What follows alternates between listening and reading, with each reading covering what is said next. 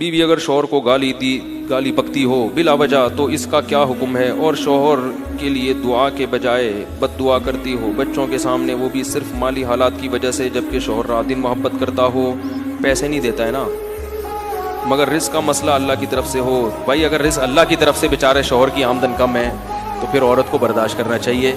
इज़्ज़तदार औरत, वफादार औरत दुख और गम में अपने शौहर के साथ शरीक होती है। ऐसे लोग मैं जानता हूँ, जब कमाते थे आमदन आ रही थी, बेगम बड़ी खुश, बेचारा गरीब हो गया, बेगम साहिबा भाग गई। ये बेवफाई है। और ये दूसरी जानिब से भी होती है बेवफाई।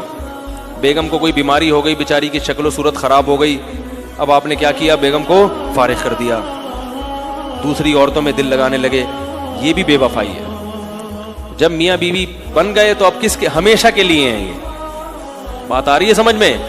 अब दुख और गम में दोनों ने एक दूसरे के साथ शिरकत करनी है, जो हो वो मुकद्दर समझ के बर्दाश्त कर रहे हैं। हाँ, बास चीज़ें नाकाबिले बर्दाश्त हद तक होती हैं, वो मैं फिर इस पर बयान कर चुका हूँ। उसमें तो हम खुद मशवरा देते हैं कि भाई अलग इख्तियार कर लो, समझ रहे हैं। उसमें कुछ चीज़ें तो ऐसी हैं जो शौहर की गैर इख्तियारी हैं, मगर फिर भी जैसे शौहर अगर नामर्द है, औलाद का चांस ही नहीं है, फिर मैं ख़वातीन को मशवरा देता हूँ अलग इख्तियार करें उससे, क्योंकि निकाह का बुनियादी मकसद क्या है, औलाद है। लेकिन फिर भी अगर वो ये समझती हैं कि अलहदगी के बाद कोई रिश्ता नहीं मिलेगा तो फिर, लेकिन एक फैसला कर लें। ख़वातीन में कुव्वत फैसला नहीं होता, वो लटकती रहती हैं। तो उसका ये कि ना शौहर का हक अदा हो रहा है कि हर वक्त डर है कि मैं इससे अलहदगी भी ले लूँ, तो भाई एक फैसला करो, या तो इसको अपना शौहर मानो, फिर हमेशा ज़िंदगी गुजारो। जैसे वो फातिमा, हज़रत फातिमा रज़ी अल्लाह तआला अन्हा थी ना, सॉरी जमीला बिनत साबित रज़ी अल्लाह तआला अन्हा, उन्होंने उसी वक्त फैसला कर लिया कि मुझे इनके साथ नहीं रहना। शौहर बहुत ज़्यादा बसूरत थे उनके, वो बहुत ज़्यादा खूबसूरत थी, उसी वक्त फैसला कर लिया कि नहीं रहना। अब क्या है कि वो कंफ्यूज रहती कि रहना है कि नहीं रहना, तो ना शौहर से मोहब्बत होती और तवज्जो भी दूसरी तरफ माइल होती, शौहर है भी या नहीं भी। ये मामला क्या है, खतरनाक। जब शौहर है तो सर का ताज है, वो फिर आपके लिए काबिल एहतराम है, फिर टूट के उससे मोहब्बत करो, फैसला करो एक के रहना है कि नहीं रहना।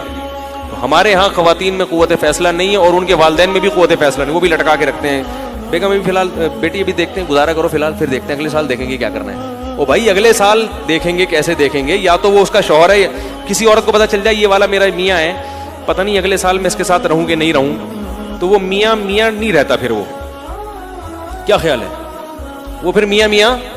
भाई या तो टूट के मोहब्बत करो उससे, भाई जीना मरना आपके साथ है, वरना पतली गली से बोलो भाई आप मियाँ बना दिया अल्लाह ने, लेकिन मुझे ये वाला मियाँ नहीं चाहिए।